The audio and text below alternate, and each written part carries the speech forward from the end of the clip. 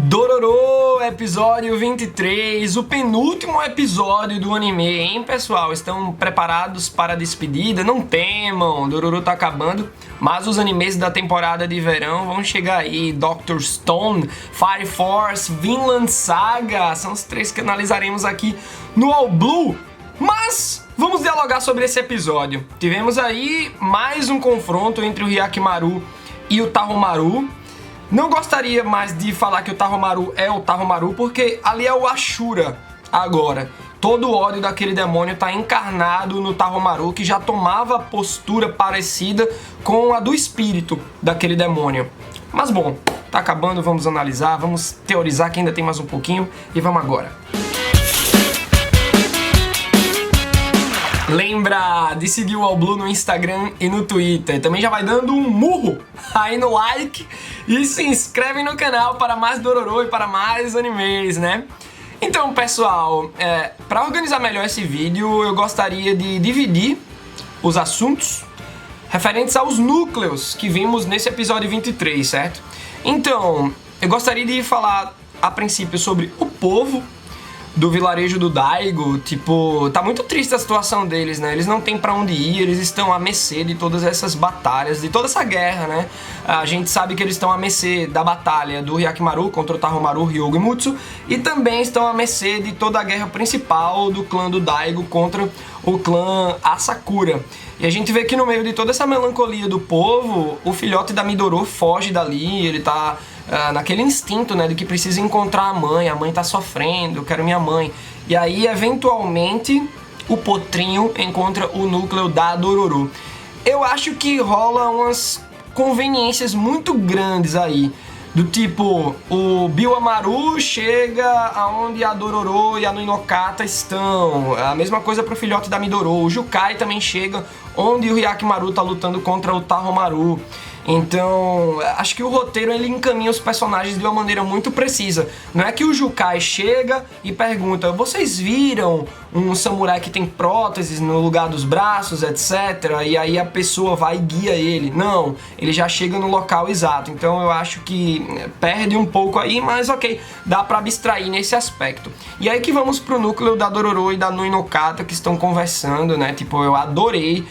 Eu tinha comentado já na análise do episódio 22, não tem isso no mangá, e eu achei genial terem juntado essas duas mulheres aí, né? A irmãzinha do Hyakimaru e a sua mãe. É aí que o Bioamaru chega, ó, em mais uma conveniência de roteiro, mas tranquilo. Ele chega pra alertar a Dororo, que tá querendo interromper aquela batalha do Hyakimaru contra o Tahomaru, Ryogo e Mutsu. Tipo, não vai lá, garotinha.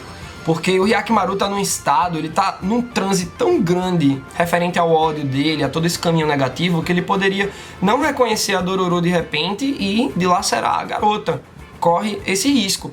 E além do Hyakimaru, os outros três também não são mais os mesmos. Por que o Bioamaru tá dizendo isso? Porque ele sente algo muito parecido, né? Tipo uma sensação, um feeling ali referente à aura daqueles quatro, que ele sentiu no Hall do Inferno.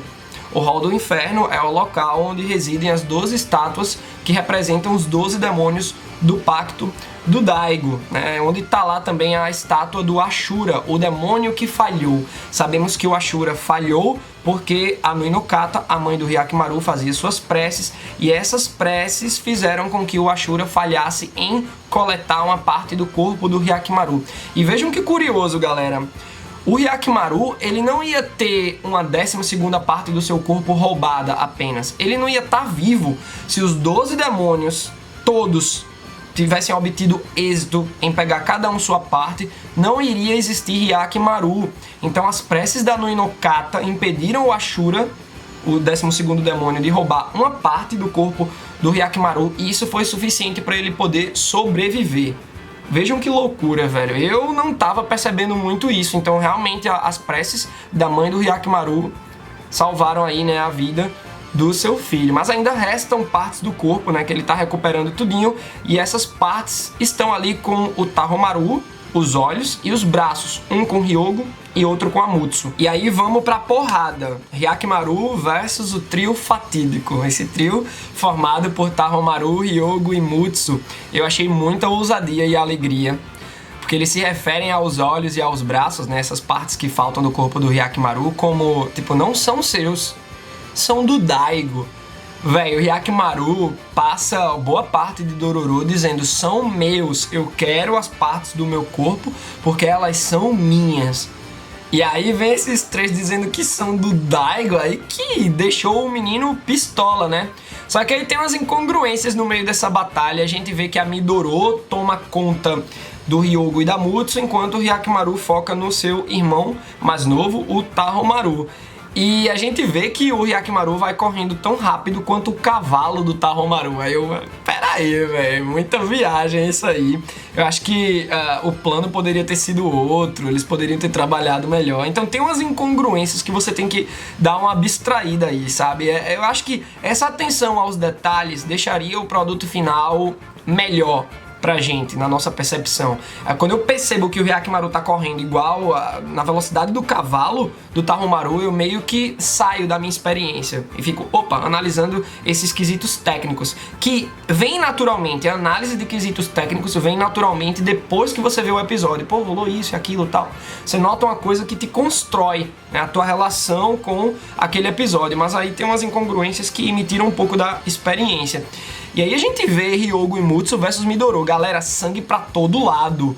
O Hyogo atinge a Midoro, que come a cabeça dele, tira a cabeça dele do corpo e jorra sangue pra todo lado, ao melhor estilo de Quentin Tarantino. Teve um momento que eu não curti antes da Midoro tirar a cabeça do Hyogo, quando ele dilacera o cavalo. A gente vê bastante sangue caindo na cara do Hyogo. Eu não sei se vocês perceberam que a movimentação do rosto do Hyogo, tipo, tem como se fosse uma outra camada de Photoshop ali em cima, sabe? Que vai mexendo só o sangue. Mas ficou uma coisa meio feiosa, não ficou tão orgânico o movimento. Não tava acompanhando os movimentos do Hyogo. Era uma outra camada de movimento, uma coisa mais simples, um movimento mais simples. Então eu não curti muito isso aí. E é nesse momento que a Midoro arranca a cabeça do Hyogo e dá um coice na Mutsu, que também despedaça a menina, né? E o Hyogo ainda fica vivo. Eu achei bem interessante esse momento, porque ele tem uns espasmos pegando a espada pra poder matar a Midoro de vez, né? E não é o Hyogo que tá vivo ali, claro, ele não é mais humano, é o Ashura. O Ashura pegou, né, o controle daqueles três.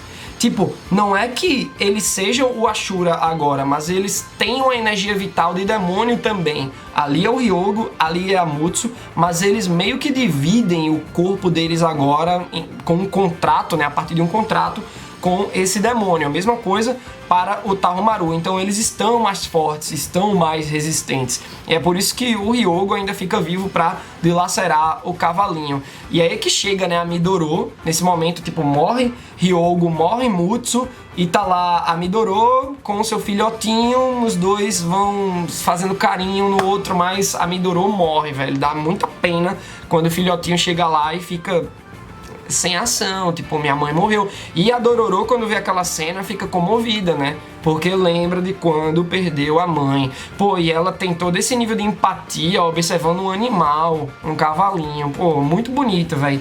E aí vemos que quando a Midoro detona, né, mata Hyogo e Mutsu, o Hyakimaru recupera os seus braços. Só faltam os olhos agora. Eu venho lendo os comentários de vocês nos vídeos de Dororo, que vocês estão notando que o encerramento tá ficando menos embaçado porque o Hyakimaru tá cada vez mais perto de recuperar a sua visão. Então será que no próximo episódio teremos o encerramento bastante nítido pra gente, porque ele irá recuperar os seus olhos? Pelo menos é isso que eu acredito.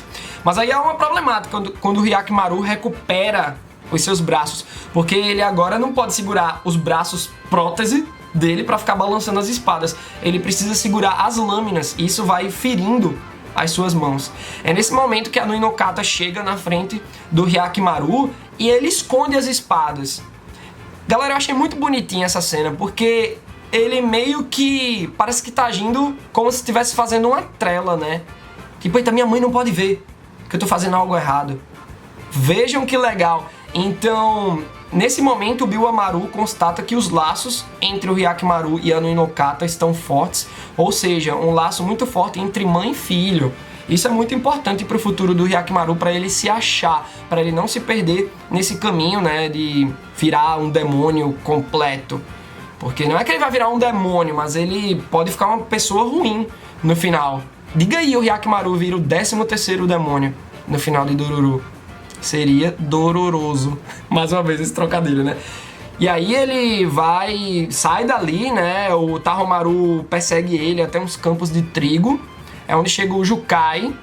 Ele observa a batalha ali de longe. E temos um diálogo bem massa sobre o corpo do Hyakimaru. A galera do vilarejo começa a falar: poxa, mas se a gente matasse esse menino, a prosperidade iria voltar. A Dororo fica um pouco pistola. E galera, é nesse momento que eu queria trazer pra vocês, acredito que alguns de vocês já devem conhecer, o dilema moral do trem. Vocês já ouviram falar? O dilema é o seguinte: um trem vai atingir 5 pessoas. E aí você tem a opção de evitar esse acidente mudando o curso do trem para uma outra linha que mataria uma pessoa apenas. Então, você aí que está vendo esse vídeo, mudaria o trajeto salvando 5 pessoas e matando uma? Esse é o tal do dilema moral. E aí, 97% das pessoas escolhem fazer o trem atropelar uma pessoa e salvar as outras 5. A quantidade que importa, né? E aí vemos um problema com esse raciocínio, porque ele é pegado como base para justificar comportamentos totalitaristas mais à frente. É o caso de: você mataria 1 milhão para salvar 5 milhões? É a mesma proporção. Olha aí como a coisa muda de figura, né? Então, decisões que sustentaram regimes totalitários, que desgraçaram em nome de uma maioria, uma minoria inocente, começou a rolar, justamente por conta desse raciocínio. E seria o raciocínio do Daigo. Se ele fez isso com o filho dele, imagina o que ele poderia fazer com o povo. Então aqui em Dororo, vemos que criou-se um problema para justificar a morte de poucos, ou no caso, a morte do Hyakimaru, tudo que está acontecendo com o Hyakimaru. E esse é o problema que o Daigo criou. Então vocês percebem, tomando como base todo esse dilema moral do trem, o Daigo, com essa atitude absurda que ele teve com o Hyakimaru, ele poderia levar isso para outros extremos, se ele obtém êxito. Olha aí, deu certo, minha prosperidade. Vamos evoluir um nível dessa minha ideia inicial, sabe? E fora que isso contraria muito o espírito dos direitos humanos, né? Que diz que cada vida tem um valor inestimável. E aí você pode dizer do outro lado desse vídeo: ah, mas eu salvaria 5. Dane-se os direitos humanos, eu salvaria 5 vidas. Sim, e se fossem 5 pessoas normais e do outro lado Einstein? Olha aí como a coisa muda de figura. Como é que você vai mensurar a importância, sabe? São 5 vidas, tem uma ali. E nessa situação do dilema do trem, tu tá passando por um momento de escolha direta. A situação tá ali, é isso ou aquilo. O que é que eu faço? Eu tenho que puxar a alavanca para um lado ou para o outro. No caso do Daigo, ele criou o problema. Ele não deveria ter feito isso com o filho dele. Então, vocês entendem por que eu tô do lado do Hyakimaru? Porque eu acho que ele precisa recuperar as partes do seu corpo. Realmente é um destino muito cruel que caiu sob o ombro dele, mas ele precisa aguentar isso, ele tá ficando forte, e como a Dororo diz, ficar forte não é o mesmo que você ir por um caminho de maldade. O que te leva a um caminho de maldade ou não é o seu coração, e a Dororo acredita que o coração do Hyakimaru é forte o suficiente para ele ficar bom no final, apesar de recuperar todas as partes do corpo e isso representar que a jornada dele foi banhada de sangue. E a Noinokata também vem com a sua contribuição para com esse dilema, né, do Hyakimaru versus o povo. Ela vai falando que aquilo tudo que o Daigo propôs com esse trato com os 12 demônios é nada mais nada menos que uma paz temporária. O que não obtemos com o nosso próprio esforço, não poderemos proteger. Então, galera, ao invés do Daigo ser um líder criativo, ele foi para o caminho de acabar com a minoria, né? Que é o caso do Hyakimaru agora. E repito, tomando como base a problemática do dilema do trem, do dilema moral do trem, o Daigo poderia no futuro dar uma escalada nisso. Se ele sacrifica o próprio filho pela maioria, Pô, imagina que ele poderia sacrificar outras minorias pelo bem da maioria. Mas como é que se mensura isso tudo? Então o Daigo é um cara absurdo, de qualquer maneira. E aí vemos o Hyakimaru versus o Tahomaru no castelo, né? A luta vai sendo guiada. O Tahomaru tem uma hora que foge, depois é o Hyakimaru, depois é o Tahomaru de novo. E eles vão parar lá no castelo, no topo de toda a montanha do vilarejo do Daigo, né? Que por sua vez está se preparando ali para a última investida contra o clã Asakura. E a gente vai notando que o Hyakimaru, apesar de continuar ágil, né? Tipo, mudou total o estilo de luta dele. Ele agora não tem espadas acopladas, tipo, o alcance do golpe dele era mais ou menos esse aqui. E agora ele segura as espadas e esse alcance termina sendo um pouco problemático. Eu acredito que é por isso que o Tahomaru conduziu a luta para o castelo, porque no ambiente fechado o Hyakimaru poderia encontrar esse tipo de dificuldade. Ele vai dar um golpe vertical e a espada crava no teto, então ele tá se acostumando ainda. Ou seja, sempre tem um handicap, né? E agora o Hyakimaru, ele tá com essa limitação do cenário atual de batalha e o Tahomaru tá mais forte fisicamente, acredito, por conta da presença do Ashura no seu corpo. E aí no final do episódio a Dororo vai correndo em direção ao castelo, dizendo, né, para o Hyakimaru não morrer, para ele não virar um demônio. Pô, é muito triste, né? A Dororo, ela fica naquela sensação de impotência, não posso fazer nada, eu só posso observar. Mas ela tá lá mandando toda energia positiva. E olhem só, eu acredito que da mesma maneira que a Nui no Kata salvou o Hyakimaru através das suas orações, agora é o momento da Dororo salvar o Hyakimaru através das suas orações também. Eu acredito que o próximo episódio, que é o último, né, ele será bastante dramático, mas a Dororo deve estar lá fazendo o papel dela de Atena de Cavaleiros do Zodíaco, né, rezando para proteger a alma do Hyakimaru. Queria muito saber a opinião de vocês sobre tudo que foi debatido aqui, sobre o dilema moral do trem também, sobre todo o episódio, questões técnicas e narrativas, beleza? Deixa aí nos comentários e até a próxima!